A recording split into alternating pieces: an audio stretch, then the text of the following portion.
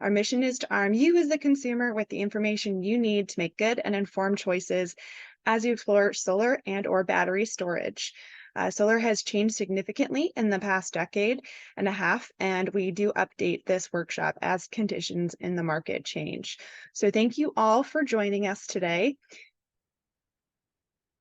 Today, we will cover many aspects of solar and battery storage. We'll start by taking a look at how solar works. We'll see the components in a solar system and learn about a process called net metering that allows you to gain credit for energy you export to the electrical grid and see how solar saves you money on your utility bills. Next, we'll take a look at how solar contractors assess your home. We'll see common issues with potential sites that can increase the cost of solar installation or that can prevent you from going solar. We'll also take a tour through the exciting and popular topic of energy storage and see how a battery can allow you to use power when the grid is down.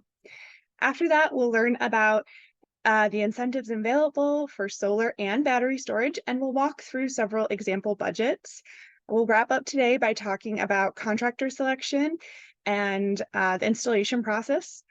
And we're just here to get your questions answered. And after the main presentation, we'll have an extended Q&A session to review any questions you may have.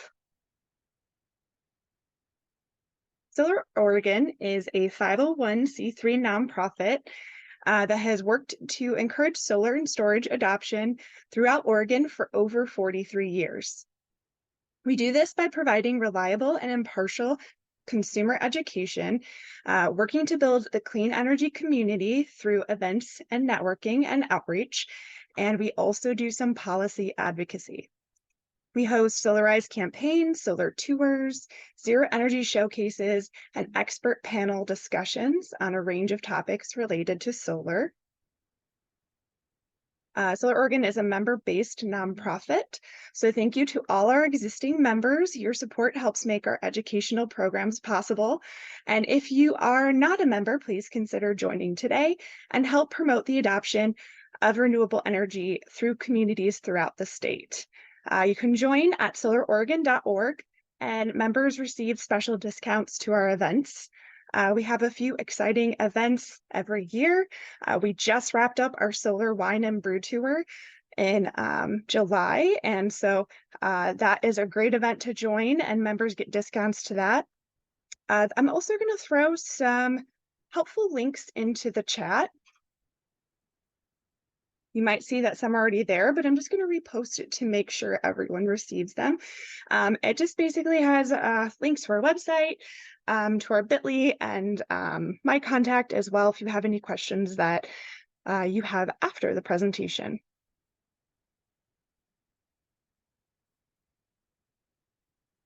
All right, and upcoming events. So I talked a little bit about our solar wine and brew tour, but another annual event that we do each year is our Go Zero tour, and that is coming up on October 14th. We'll showcase homes throughout the state that have solar storage or other features that make them zero energy or on the path to zero energy.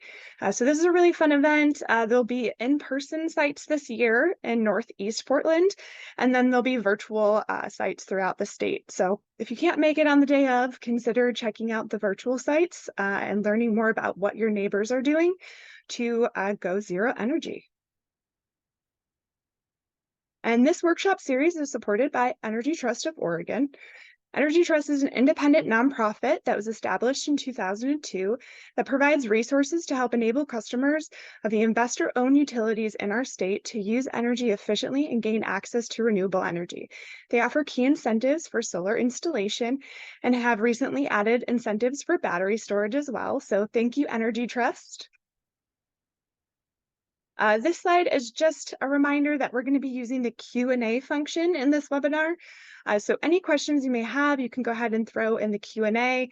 If you put any questions in the chat, we might miss them, but feel free to check out the links in the chat, and those are helpful resources to continue your journey in solar. So just a reminder, any questions you have for the Q&A, just pop them right into the Q&A chat box. All right, let's jump right into the presentation and we'll take a look at how solar works. Here's a diagram of a typical home solar system. You can see the house in the middle of the diagram, and sunlight is striking the solar panels labeled here as photovoltaic panels or PV, where a voltage of electricity is then produced. This is a special type of electricity called DC or direct current, which is different from the AC electricity or alternating current that's used in your home by your lights and appliances. This is why there is a special device called an inverter or microinverter that converts the electricity produced by your panels into the AC form used for your home. For the inverter or microinverter, the electricity flows into your electrical panel or your breaker box and into the circuits in your home. There can provide you power for your lights and appliances or charge an electric vehicle. If your solar system is producing more electricity than you're using at any given moment, the excess energy flows out of your home and onto the electrical grid.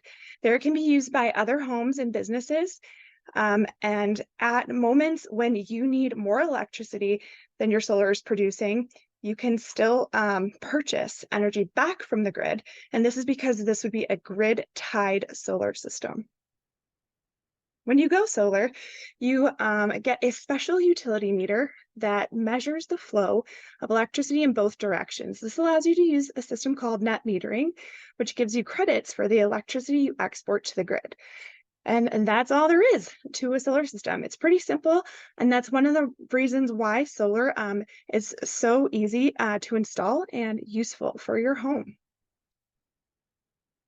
And then before we jump into all the little pieces that this diagram shows, like looking deeper at inverters and microinverters, I'm just going to throw some polls out just to learn a little bit more about what you know about solar and what you've heard about those incentives.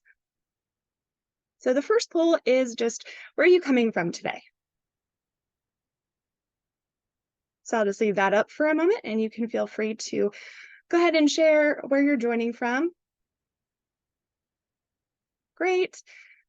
Some people from the Oregon coast, another state, Willamette Valley, Portland.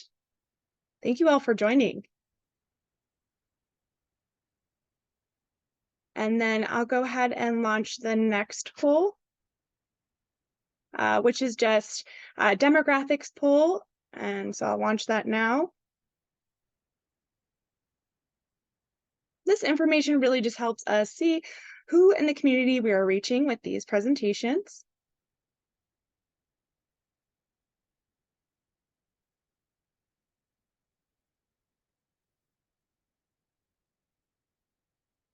Great.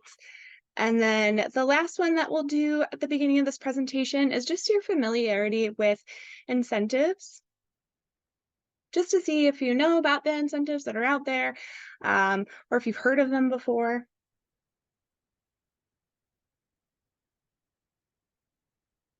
Great, looks like some are familiar with the incentives. That's great to hear.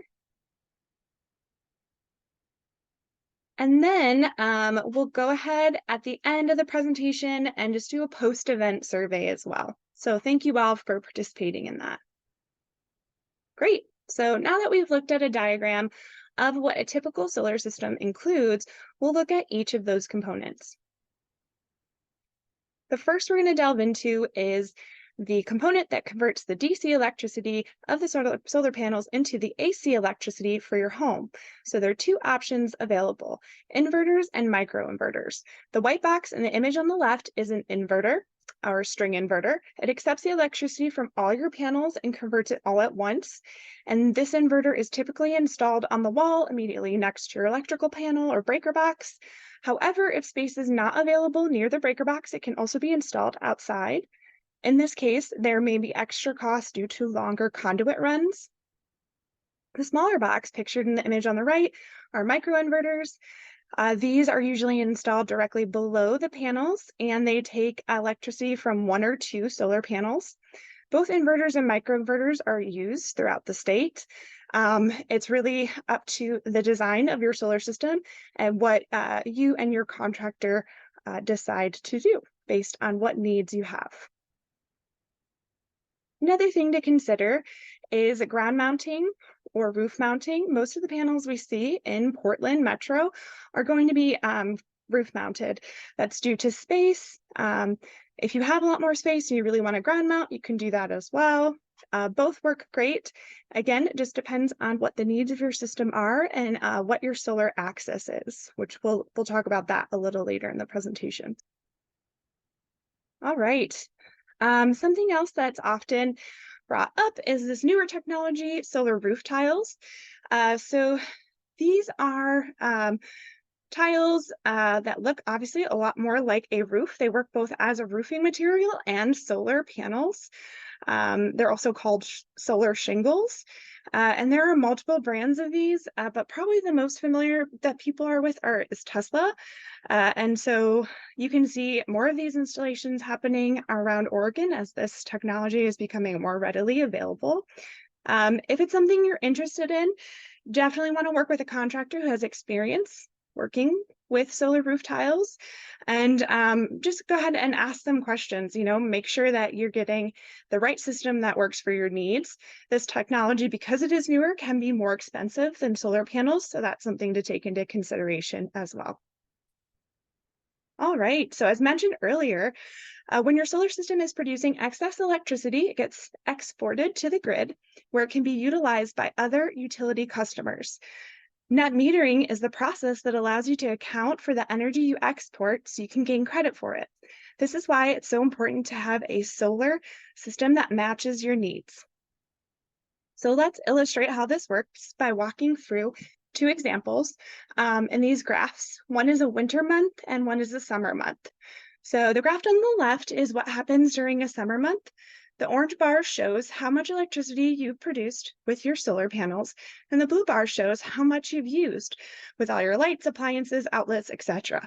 Because you produced more than you've consumed this month, when you are using and producing electricity, the green arrow shows the difference, and you are actually a net exporter this month, and you have gained net metering credit. The graph on the right shows a typical winter month where you're using similar amounts of electricity, but producing less with your solar. The red arrow shows the amount of electricity you'll need to purchase from the grid this month. With net metering, the credits you earn during the sunny summer months offset the electricity you purchase in the cloudy winter months. So while your net metering credit rolls over from month to month, it is important to remember that it will not roll over from year to year. The net metering year begins on April 1st. That way it allows you to bank more credits for those summer months that you can then access during the winter months. So any excess credits you have as of March 31st will be forfeited, and then the new net metering year will begin again on April 1st. So that's just something to remember. We'll also take a look at an energy bill so you can see how those net metering credits stack up. So here's an example energy bill. You can see here that, we'll just go back one, that your meter is listed, address, the service period. You can see that when the first meter was read at the beginning of the month and at the end of the month. And then you can see your calculated kilowatt hours. So here you have used negative 327 kilowatt hours.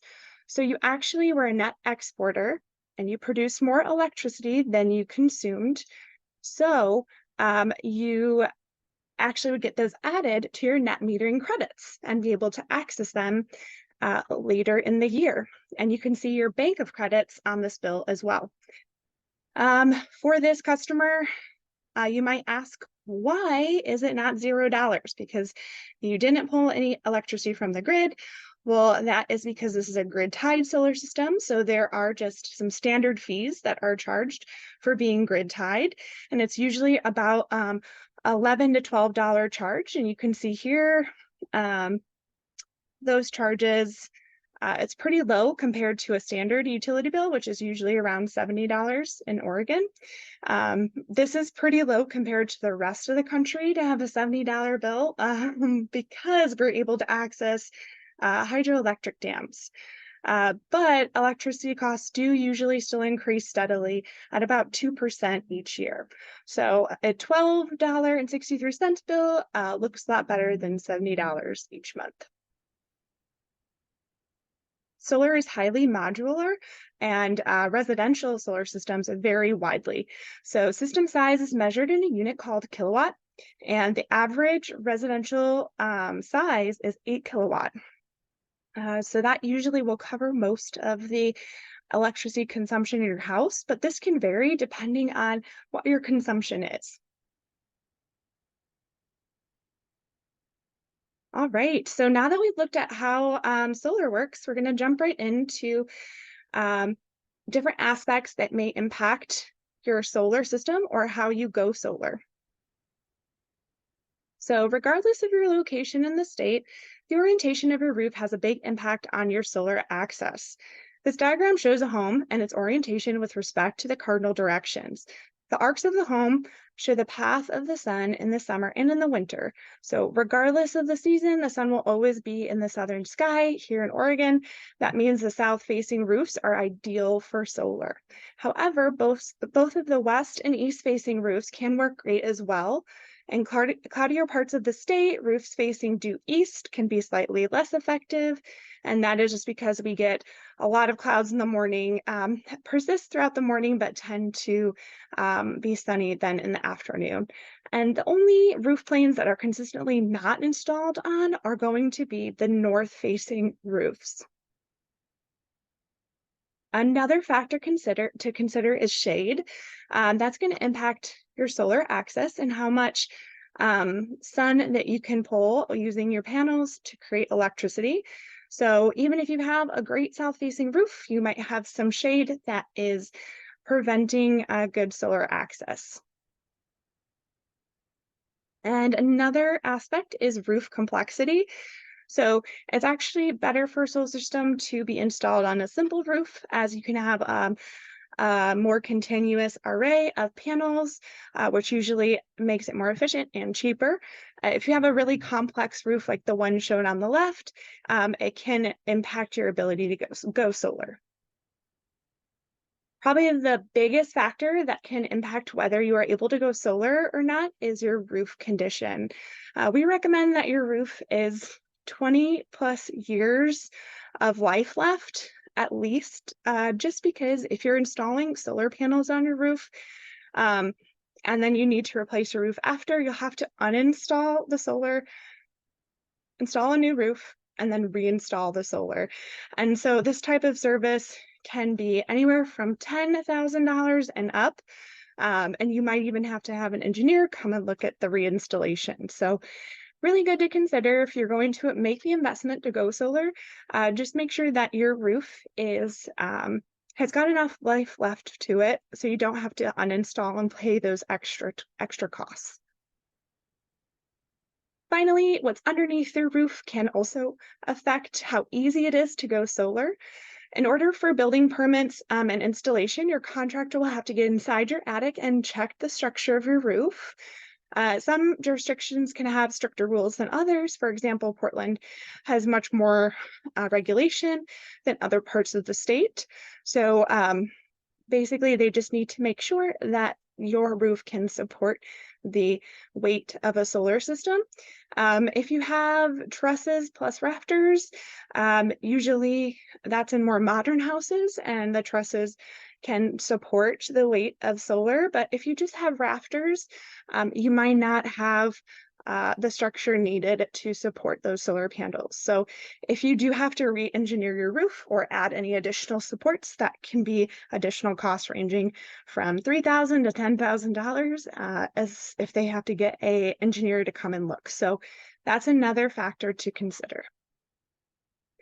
So now that we've looked at what goes into a solar system and what can impact your ability to go solar, we're going to take a look at battery storage. It's important to know that your solar system by itself does not allow you to use solar electricity during a power outage. To do this, you need to add a battery. This ability to use power when the grid is down is called energy resilience. And solar and battery storage are complementary technologies. So, solar makes the battery more effective by recharging it, and your battery allows you to access your solar independently from the grid. So that if the grid does go down, you can still access the energy that you've created. This is just a picture that illustrates solar and storage and how a typical system might look. So you can see the solar installed on the house on the right, and then on the left, you can see the battery and inverters that's usually installed close to the electrical panel. It can be inside or outside, but there usually has to be enough space. And just thinking about when you plan your system, it's good to think about all of your needs so that you can get the planning of your system down correct the first time and you don't have to make any edits later. Power outages can vary in their causes and frequency. Frequent short outages can be caused by something like storm squirrels in some cases. Slighter, longer outages can be from red flag weather conditions where utilities perform public safety power shutoffs. And then in the Pacific Northwest, we also have a unique risk of a large earthquake, the Cascadia earthquake. So when that event does occur, it's estimated that the Willamette Valley could lose power for up to 6 weeks. And on the coast, power might not be restored for longer, so even up to several months. So it's just important to think about, what type of outage you're expecting to endure so that your contractor can design the system that meets your needs. When it comes to picking a battery, there are a few good products on the market. So there are a lot of options out there, but it is really good to work with your contractor and work with the batteries they specialize in. Certain contractors will specialize in certain brands due to rebates or certifications. And it's important to know you can't mix and match battery brands. So if you have multiple batteries in your system, you couldn't have like 2 different brand batteries. But within the brand, you can mix and match sizing. So different manufacturers have battery sizes that range between 9 and 14 kilowatt hours. A common size that you'll see is about 10 kilowatt hours for a single battery. Some people tend to do 2 batteries because you can get a little bit of a cost break if you get 2 instead of 1, and that also depends on what outages you're looking to withstand and how long you want to be able to access your battery backup. Majority of batteries on the market are either nickel, manganese, cobalt, which tends to be a lower price, or lithium iron phosphate, which has a longer lifetime. For standard household electrical loads like lights and appliances, many batteries perform well. If you are intending to use the battery to back up a load that requires a lot of instantaneous power, like a motor, for example, your contractor will need to factor that into the system design. It's very important that you set expectations for what a battery can do and what it cannot do. Even if you don't use much electricity, a single battery will almost never back up your entire home for a meaningful period of time.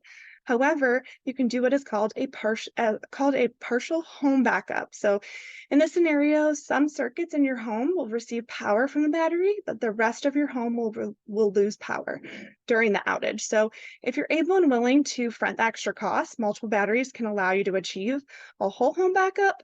This process can be sometimes cost prohibitive. So again, just need to consider, what your priorities are and what you'd like out of your system. When you get a partial home backup, the way you divide your home into sections that are backed up and sections that are not is based on the breakers in your electrical panel. So when you've selected which circuits you'd like to receive power, your contractor will remove those breakers and place them in a newly installed smaller essential loads panel. And this second electrical panel will be wired to the battery. Battery system sizing will entail a conversation with your contractor. It's really 2 questions that you need to consider. What needs what needs power and for how long. So just thinking about, if you're doing a partial home backup versus a whole home backup, if you need to be selective with those circuits that you are backing up, what do you really want to power? It's pretty common for people to power a couple outlets, their refrigerator, um, lights maybe in one or two rooms for partial backup, just so that they can keep things running, still charge laptops and phones during an outage. And then if you're interested in installing a battery, when you install can affect the system design and price. So there are two options. You install solar and battery at the same time, or you add the battery to an existing system. So why can timing impact the design and cost? Well, if it wasn't part of the design to begin with, you might have the inverter or different parts of the system in spots that are not optimal to accommodate storage. And things might have to be rearranged, or more conduit might have to be run to add that storage. And then cost, that can impact cost as well. But also it can impact the incentives you're able to access. Be aware that battery storage can require a significant amount of space. So not as much as shown in this picture. This is a pretty large system in the image here. Usually it can fit pretty well on the side of the house or in a garage. It just cannot go in any confined spaces due to National Electrical Code. And they need to be able to be accessible as well. So if there needs to be any maintenance on them. All right, so now we'll take a look at the great incentives that exist for solar and storage, and we'll go through a couple example budgets. There are two main incentives available to homeowners going solar in Oregon. First is the investment tax credit, or the ITC, also called the residential energy tax credit. And then the Energy Trust of Oregon also offers a solar incentive as well as a new storage incentive. And this is just a quick look at the incentive amounts. So for the ITC, it's a 30% incentive, dollar for dollar, what you pay on your system. And then for Energy Trust, if you're a PGE customer, you can get $400 for your as an incentive, or $450. And then they also have a battery incentive that you can consider as well. Just a little bit more about the federal tax credit, or ITC.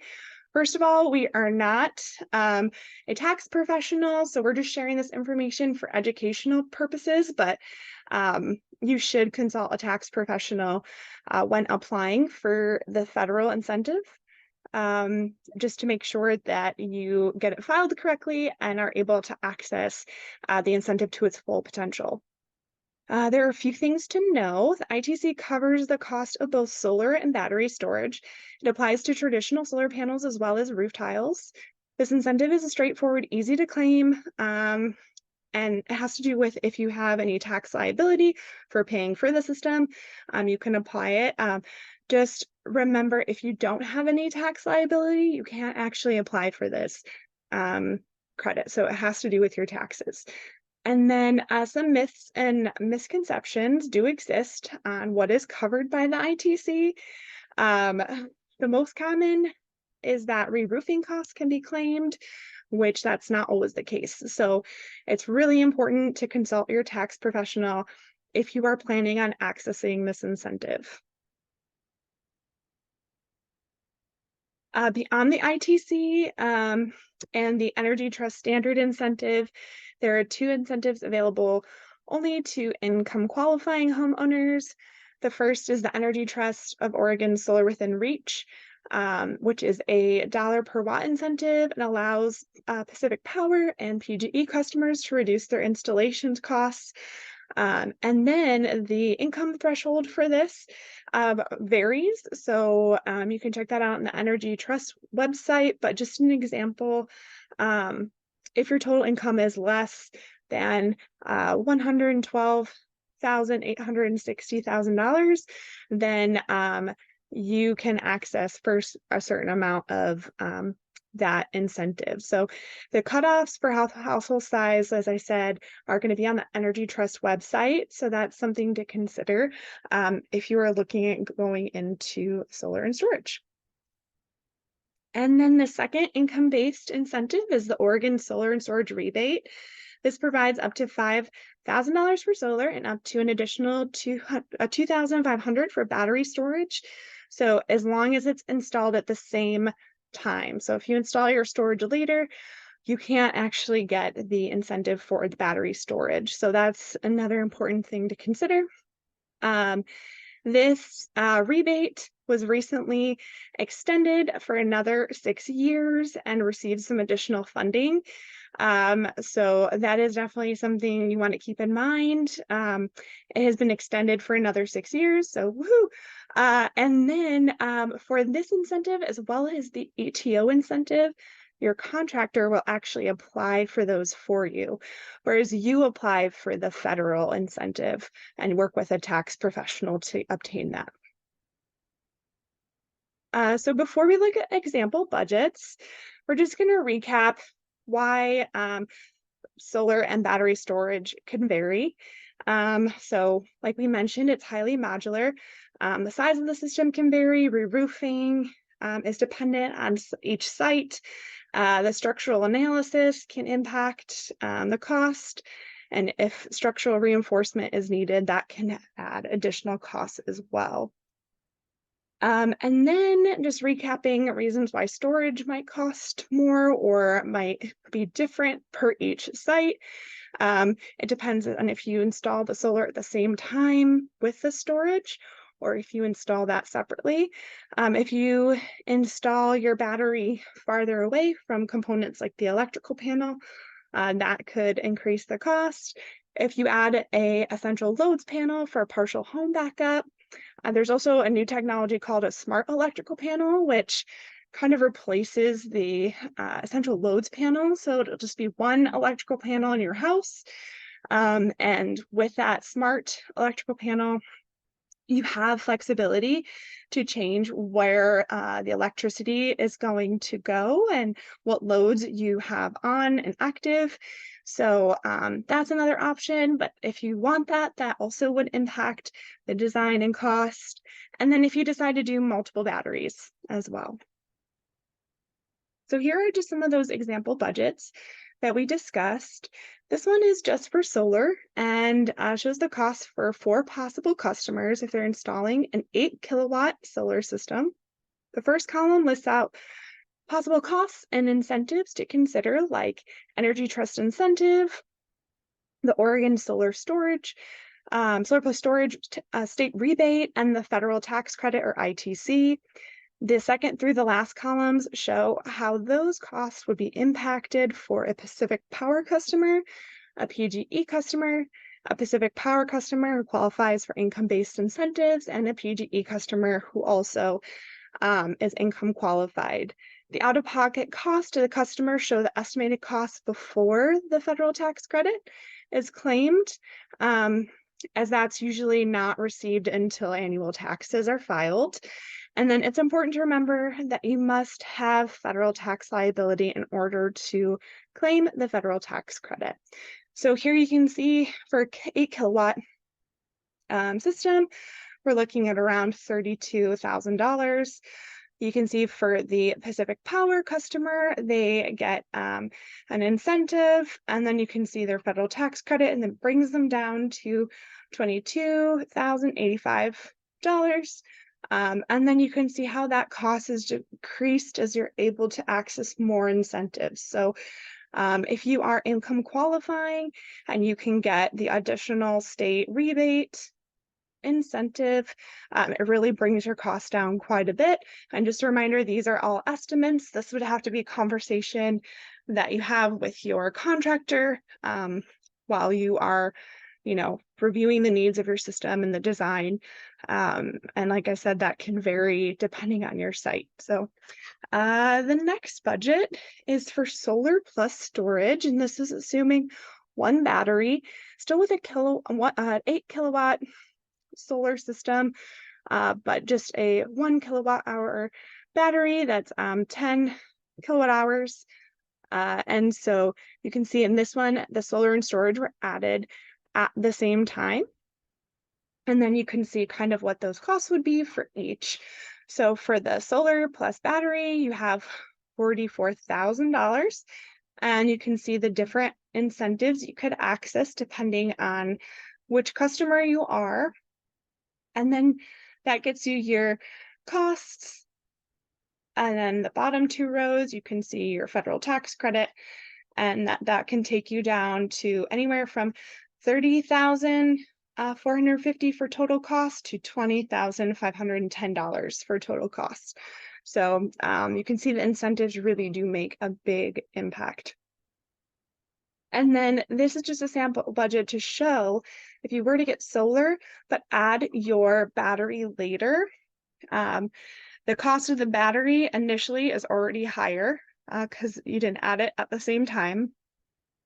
And then remember, we said adding it later, you can't access as many incentives. You might have to rearrange the design of your system, which can impact costs. So you can see that the total costs at the bottom, we're looking at a range from $38,185 to $29,960. So there's quite a price difference if you are deciding to install storage later. And financing your system. Because solar and battery storage entail a large upfront cost, many homeowners might utilize financing. Some homeowners can obtain a loan through their bank, at which maybe they already have an existing relationship, but some banks do not provide loans for solar. So your contractor might partner with a credit union or a third-party broker that offers a package geared towards solar. These types of loans may allow you to refinance when you claim the ITC, which can minimize the total interest you owe on your loan. Note that interest payments on your loan will not qualify for the tax credit. And as with any other major financial decisions, make sure you carefully assess your financing options, and you work with a finance professional if you have access to one. And just really make sure you're looking through the quote of the system and reading the fine print. We are working on a new workshop that just kind of goes through solar quotes, so we can talk about what to look for. And so keep an eye out for that upcoming webinar. And we're hoping to release it this fall. And finally, let's take a look at how you select a contractor. Besides offering incentives, Energy Trust also has a certification program where they vet different contractors who do solar and storage. And this really helps ensure quality workmanship. So Energy Trust Trade Ally contractors have been vetted and are the only contractors who can offer you the Energy Trust solar incentives. We highly recommend working with a trade ally. There are links in the chat about Energy Trust and their solar bid tool. So this is just a snap of their solar bid tool at Energy Trust website. When you're ready to get quotes and look for a contractor, it's a really easy tool. You just put in a couple quick answers. It only takes 3 to 5 minutes to complete, and then contractors will actually reach out to you that fit your criteria. And then once you've selected your contractor and signed a contract, this is what you can usually expect, is that your contractor will handle the permitting and apply for Energy Trust and Oregon state incentives on your behalf. And then sometimes this can be quick. If there's waiting for any permitting, that usually is where the delay might fall, because they'll be applying for permitting for the solar system. So sometimes permitting can take anywhere from 2 to 12 months. It has gotten a lot faster after COVID, but some areas do take a little bit longer. For example, if you're in Multnomah County, permitting can take longer than if you're in Washington County. And then installation itself is actually pretty quick. It's usually 1 to 2 days. And it's a pretty painless procedure. The contractors will come out with their team, go ahead and install.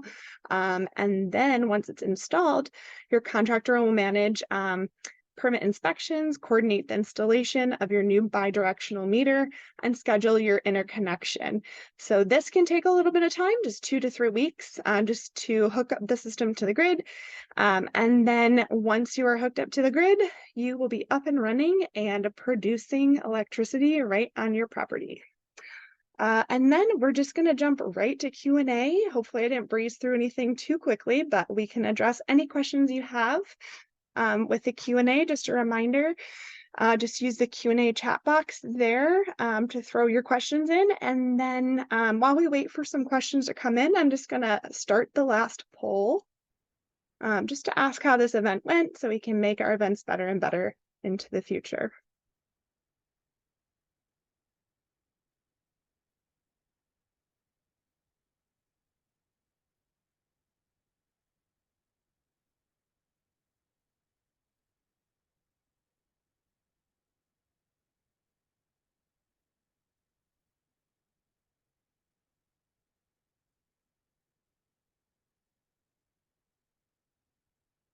Right, I'll go ahead and end the poll. And we'll take a look at the questions in the Q&A. So first question comes from Steve. There are several DIY solar companies in the US. They pre-kit everything and provide instructions, documents for permits. Are there any DIY companies in the Northwest? As there are solar suppliers in the Portland area. So we usually work with contractors through Energy Trust. There are like DIY, you can get panels from a manufacturer, but when you go through a contractor, you're really guaranteeing that the system is set up correctly and set up with that bidirectional meter so you can get credits off your bill. And the contractor handles all that, so you do not have to. And then the next question, Tesla has created a virtual power company in California to sell back the local utility to the local utility company. Is Oregon doing the same? Right now, I don't know of anything that we are doing in that realm. I know we're working in Oregon on energy resilience and really looking at programs to promote that, just in case we do have prolonged outages. So I would expect to see more in that realm of energy resilience and really pushing to have storage so that basically the grid can access storage throughout the state, and you can kind of get a credit for them pulling from your battery. So that is, I think, the big step that Oregon is going to make next, is really focusing on energy resilience. Any other questions? David, I will need to re-roof before solar installation. Is a lighter colored roof tile better or worse for solar generation? So I haven't heard that either impacts it. If you are just doing like standard shingle roofs, that's fine. If you are going to do a metal roof, something to consider is that whoever installs your metal roof has to put in anchors so that the solar installers can actually connect to that when they install the solar up on there. So roof type does factor. I would consider like talking to both your roofer and your contractor for solar, just to make sure they're in alignment. Sometimes what we see is that people re-roof and haven't already like looped in a contractor to kind of ask those questions. For example, on the metal roof, like the anchor was missed, and so then the roofer had to come back out and put that anchor back on before the solar installers can start. So really the best thing to do is get the contractor through the solar bid tool, ask them those questions, let them know you're re-roofing, and let them know, like, is there anything I should watch out for? And also tell your re-roofer that you're planning on doing solar, because they're really going to have the best up-to-date intel on like, hey, this works or this doesn't, and just having them in the loop is going to save you a lot of headaches later. Let's see if we have any other questions. Yeah, so battery type options in more detail. Most of them are really going to be the lithium ion batteries, that chemical makeup. And what we see a lot of throughout Oregon is Tesla or Enphase.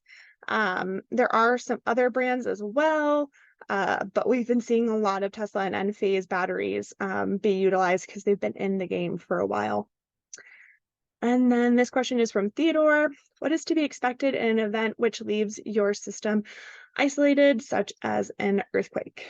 So it depends on the severity of the earthquake, and what really impacts, like, is there structural damage to your place, your site, or your community?